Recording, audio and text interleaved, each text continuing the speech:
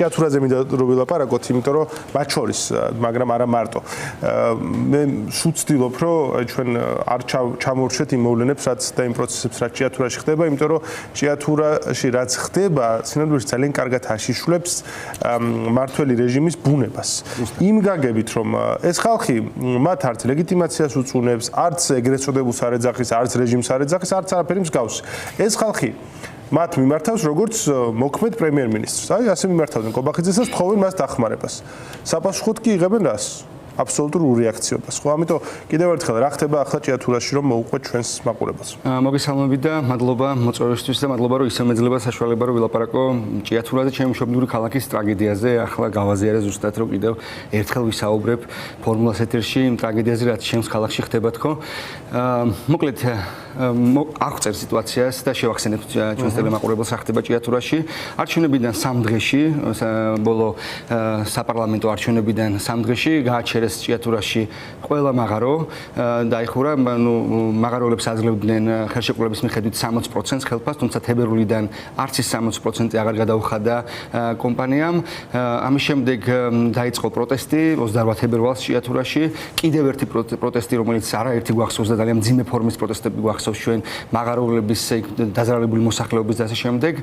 და პროტესტი გრძელდება დღემდე, უკვე თვეებია, 150 დღეა დაახლოებით, რაც პროტესტი მიმდინარეობს ჭიათურაში, ქალაქის ცენტრში და ამ პროტესტს მაღაროელებს, მშრომელ ადამიანებს, მათ შორის აბსოლუტურად სწორად აღნიშნეს ქართული ოცნების ამომრჩეველს როგორ მოექცა ოცნება, როგორ მოექცა დღევანდელი რეჟიმი, ამას ძალიან კარგად აჩვენებს ჭიათურა. ჩვენ ვიცით როგორ ექცევა საკუთარი გუნდის წევრებს ქართული ოცნების რეჟიმი, თუმცა როგორ ექცევა საკუთარ ამომრჩეველს, პატიოსან მშრომელ უბრალო მოქალაქეებს, ხო? ანუ ამის მაგალითია ჭიათურა და ჭიათურაში მართლა ხელის გულზე განსხვავებულად ძალიან მკაფიოდ ჩანს ის თუ რა მოაქვს რიგითი მოქალაქეებისთვის, რა მოაქვს ამ შემთხვევაში მსგავსი ტიპის რუსულ რეჟიმებს და ამას აჩვენებს სწორედ ჭიათურა. ამაზე მუშაობდნენ წლების განმავლობაში და ეს მინდოდა რომ აი ამ სახით გამეცნო ჭიათურა და გვეჩვენებინა ის თუ როგორ მოქმედებს ადამიანი და დღევანდელი სახელმწიფო რა ურთიერთქმედებაში არიან ერთმანეთთან. აბსოლუტური იგნორი ყველასგან და კი მაღაროელები ითხოვდნენ უბრალოდ შეხვედრას ითხოვდნენ თანამდებობის პირებთან, პრემიერთან, მის წარმომადგენელთან. სამწუხაროდ ეს ადამიანები კიდევ ყოფენ ერთმანეთსგან კომპანიას და სახელმწიფოს, მაშინ როდესაც აბსოლუტურად ერთი და იგივე გადაწყვეტილების მიღების პროცესში არ არსებობს არავინ, არც ერთი მხარე სახელმწიფოს და სპეციალური სამსახურების გარდა. ეს მიხაილ სოცკიც, რომელიც ცოტა ხნის წინ 2 თვის წინ წარუდგინეს როგორც რეორგანიზაციის ავტორი, რომელიც რეორგანიზაციის გეგმაც მოიწონა თურმე იქ არსებულმა მენეჯმენტმა კომპანიამ, რომელიც ცოტა ხნის 1 წლის დაფუძნებულია დაახლოებით. ამ კომპანიამ და მათ შორის მინისტრის მოადგილე გიორგი ცაგარეიშვილმა წარადგინა მიხაილ სოცკი, ანუ რუსულმა რეჟიმმა წარუდგინა ჭიათურას რუსი ოლიგარქი, მინი ოლიგარქი ამ შემთხვევაში და მინი ოლიგარქს დაევალა რომ ჭიათურას უბატონოს და ასე შემდეგ. ჩვენ ნახეთ ის რომ საბოლოო ჯამში სოცკის რეორგანიზაცია აღმოჩნდა ის რომ 3620 ადამიანი იყო დასაქმებული ჭიათურის მუნიციპალიტეტში, მოკლედ მაღაროების სისტემაში და დღეს დაახლოებით 1500-მდე თანამშრომელი დატოვეს მხოლოდ. ანუ ის რაც 2006 წელს როცა დაიდო ხელშეკრულება და შემოვიდა კომპანია ჯორჯიან მანგანეზი ჭიათურაში, მაშინ ერთ-ერთი მთავარი პუნქტი რაც მოსახლეობისთვის იყო მნიშვნელოვანი იყო ის რომ დასაქმებულების კონკრეტული რაოდენობა მინიმალური ზღვარი განუსაზღვრა ხელშეკრულებამ და ეს იყო 3000 თუ 3500 თანამშრომელი, რომლის ქვემოთაც აღარ უნდა დაესაქმებოდა. ეს იყო კი სოციალური პროექტი იყო, სოციალური პასუხისმგებლობა მოთხოვეს მაღალი დონის ამ კომპანიას და ნუ როგორ გაართვა თავი ამას ხედავთ საბოლოო ჯამში, თუმცა დღეს ირღვევა იმ ხელშეკრულების, იმ სალიცენზიო ხელშეკრულების პირობები, მთავარი პირობები, რომელიც 2006 წელს დაიდო სახელმწიფოსა და კომპანია ჯორჯიან მანგანეს შორის და 1500-მდე თანამშრომელია მხოლოდ ჯორჯიან მანგანეში. ეს უკვე რამდენიმე თვეა იგრძნობა ჭიათურაში კოლაფსი ეკონომიკური, ცარიერი მაღაზიები, ცარიერი ყველაფერი, აბსოლუტურად ჯერ ისედაც ძალიან მცირე ეკონომიკა ქალაქის განახევდა, ანუ ერთ გადაწყვეტილებაში ამ მიხაილ სოცკის რუსი მინი ოლიგარქის ხელით გაანახევრეს და კიდევ უფრო უარესი დამართეს ჭიათურის ეკონომიკას. სპეციფიკური პრობლემა ამაზე დისერტაციები ხალხთაცული მონოინდუსტრიულ ქალაქებს რა იმართებათ, როდესაც ამ ინდუსტრიებს პრობლემა ექნებათ, ხო? ჭიათურა სწორედ ასეთია. ხა უბრალოდ მე განცდა მაქვს, რომ ხშირად ვახსენებთ ამ ბატონ სოცკის და გავიგე მასთან შეიძლება ბევრი პრეტენზია გქონდეს, მაგრამ ბატონი სოცკი თავისთ არ მისულა იქ, ხო? ბატონი სოცკი არ უყიდე ის არ არის არ ფლობელი ამ ყველაფრის, ის მოიწვიეს როგორც მართველი, ხო? ამის ის აიფარეს წინ მოდი ასე ვთქვათ, რომ აი სოცკი ატარებს ახლა რეორგანიზაციას. ვინ დგას სინამდვილეში ამის უკან? ალბათ ჩვენმა მაყურებელმა უნდა იცოდეს, რომ ამ ჭიათურაშიც, ზესტაფონშიც და ვარცხეხეშიც, ანუ ერთ კონგლომერატში შესული არის სახელმწიფო მმართველი, ოფიციალურად არის შესული სახელმწიფო მართავს და ამ ყველაფრის მაყურებელი არის გიორგი კაპანაძე, ხო? რიჟა, რომელიც არის აი კაპს ხდის, ესე ფულს აკეთებს და ამით ფინანსდება მე სამთავრობო მედია და ყველაფერი. ახლა უბრალოდ გადაწყვეტეს, რომ ზედმეტად ბევრ ფულს ტოვებდნენ ჭიათურაში და აღარ დავტოვოთ მოდი ამდენი ფული ჭიათურაში, ამუშავებენ ზესტაფონს, რომელიც უფრო მარტივად მომგებიანია.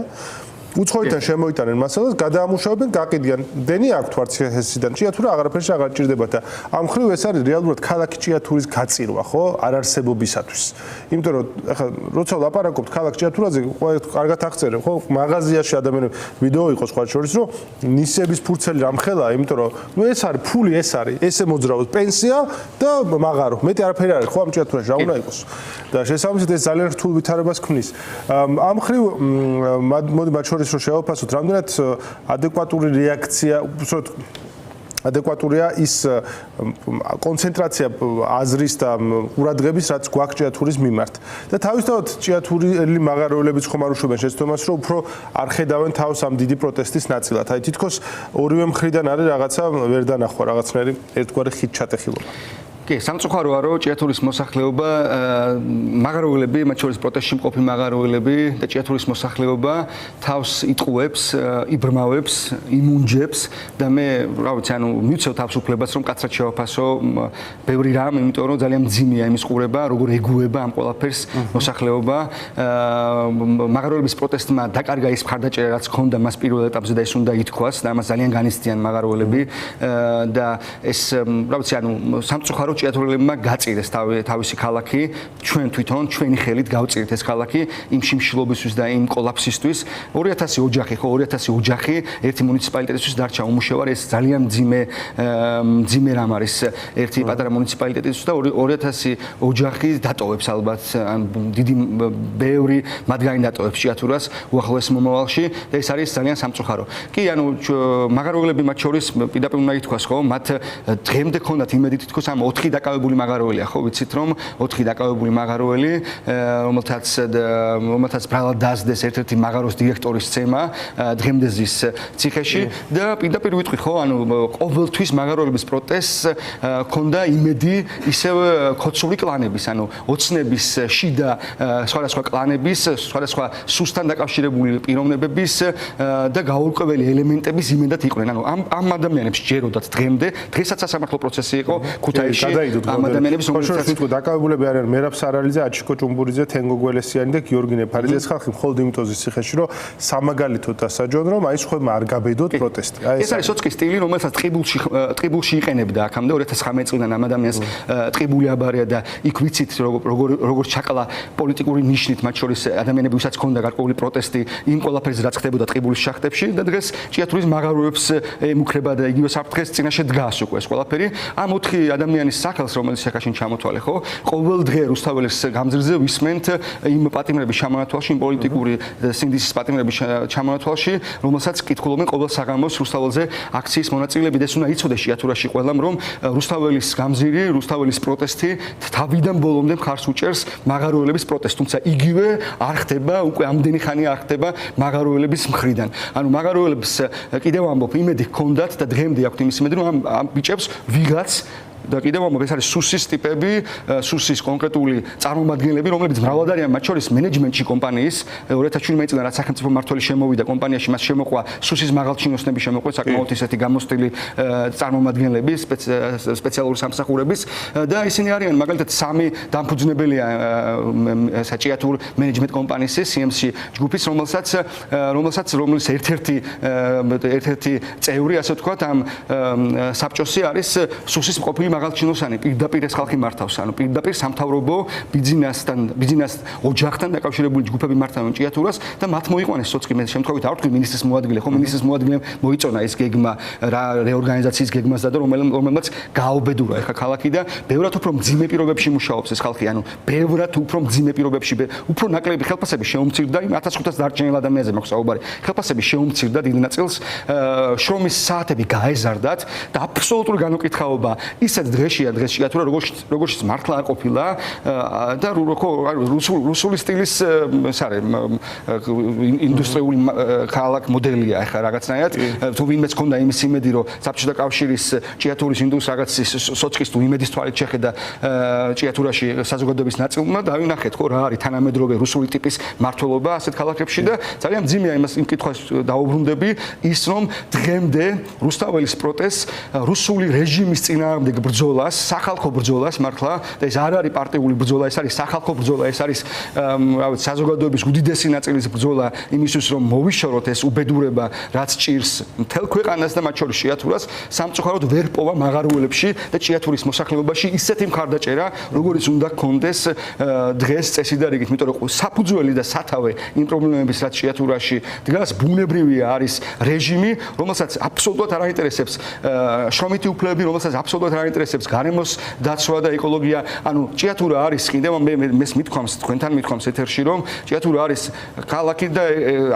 ეს აღნიშნე შენ სადაც თვალნათლივ ჩანს როგორ ექცევა სახელმწიფო საკუთარ მოსახლეობას ჩვეულებრივ უბრალო პატიოსან მშობელ მოქალაქეებს საკუთარ ამომრჩევლს ოცნების ამომრჩევლს სუდი მოდელი გვაქვს ჩვენ ამ ხრივ მოწყობილი რომ ესე იგი იქიდან სადაც ბევრი ფული კეთდება იქ ყველაზე მეტი ზიანი ადგება იქ აურ გარემოს და იქ ფული არ რჩება რეალურად ხო ეს საკანონმდებლო დონეზეც კი ასეთია ხო ის შემოსავალი რაც ჭიათურიდან ზესტაფონიდან თქვათ შეიძლება გქონდეს სახელმწიფო ბიუჯეტს იქ ადგილზე იმის ძალიან მცირე ნაწილი რჩება მეტი რო რჩებოდეს ხო უკეთეს პირობები იქნებოდა საცხოვრებლად ამ ადამიანებისთვის ანუ იმათგან ვისათგანაც სახელმწიფო ბევრ ფულს აკეთებს ყველაზე ცუდად ექცევა აი ესე გამოდის ხო საბოლოო ჯამში და ალბათ ეს მოდელი ყველა შემთხვევაში შესაძლებელი არის და სრულისკენ რომ წავიდეთ მოდელი ყველა შემთხვევაში რადგან პროტესტზე ვლაპარაკობთ უნდა გითხო უფრო ზოგადად მათ შორის თბილისის პროტესტთან დაკავშირებით თუ ასე დავუყობთ საერთოდ ხო როგორ უყურებ ამ პროტესტის დინამიკას ახლა ზაფხულია ცხელი ზაფხულია პოლიტიკურადაც ცხელია სხვა შორის იმიტომ რომ საერთაშორისო ვითარება რთულია